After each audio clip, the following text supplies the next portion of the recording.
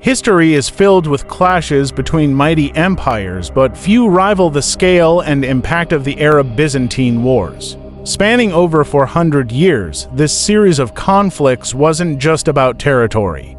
It was about ideology, survival, and shaping the future of two great civilizations. Today, we'll explore how this epic struggle unfolded, who the key players were, and why it still matters. Our story begins in the early 7th century. The Byzantine Empire was the superpower of the Mediterranean world, with its capital, Constantinople, as a beacon of Christian civilization. Meanwhile, in the Arabian Peninsula, a new force was emerging: the Islamic community under Prophet Muhammad. In 629, following the rise of Islam, the first skirmishes occurred between the Byzantines and Muslim forces. These early encounters weren't just chance. They were fueled by economic rivalries, religious differences, and geopolitical tensions. At Muda, a small Muslim force clashed with a much larger Byzantine army. While the Muslims withdrew, the encounter signaled the beginning of a long struggle. After Muhammad's death, his successors, known as the Rashidun Caliphs, launched a series of conquests. By 636, the Muslims dealt a decisive blow to the Byzantines at the Battle of Yarmouk. The Battle of Yarmouk wasn't just a victory, it was a turning point. The Byzantines lost Syria and Palestine, key provinces of their empire. Imagine the shock in Constantinople as news of these defeats spread.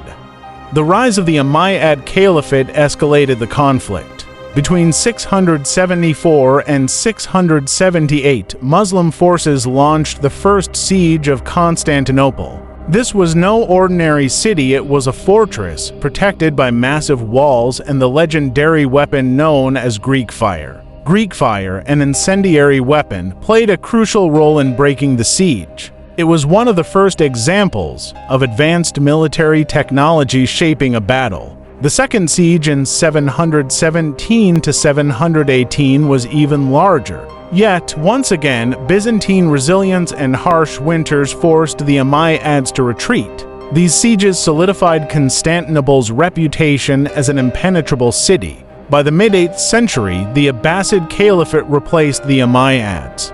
While the Abbasids focused on internal development, the frontier between the empires became a hotbed of raids and skirmishes.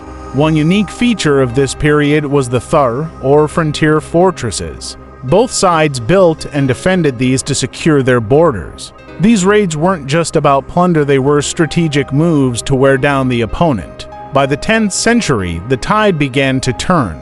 The Byzantine Empire, under leaders like Nicephorus Phocas, launched counteroffensives, reclaiming territories in Cilicia and northern Syria. This period marked a resurgence of Byzantine power.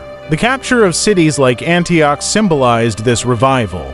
For the Byzantines, it wasn't just about land, it was about restoring the glory of their empire. By the mid-11th century, the intensity of the Arab-Byzantine Wars began to wane.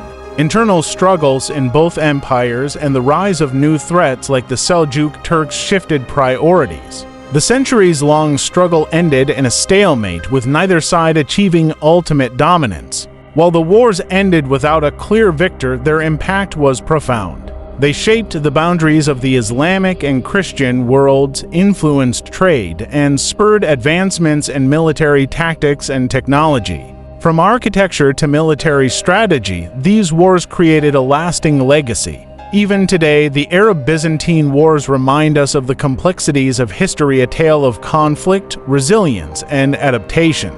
Thanks for joining me on this journey through one of history's most fascinating conflicts. If you enjoyed this, don't forget to like, subscribe, and share your thoughts in the comments below. Until next time, keep exploring history.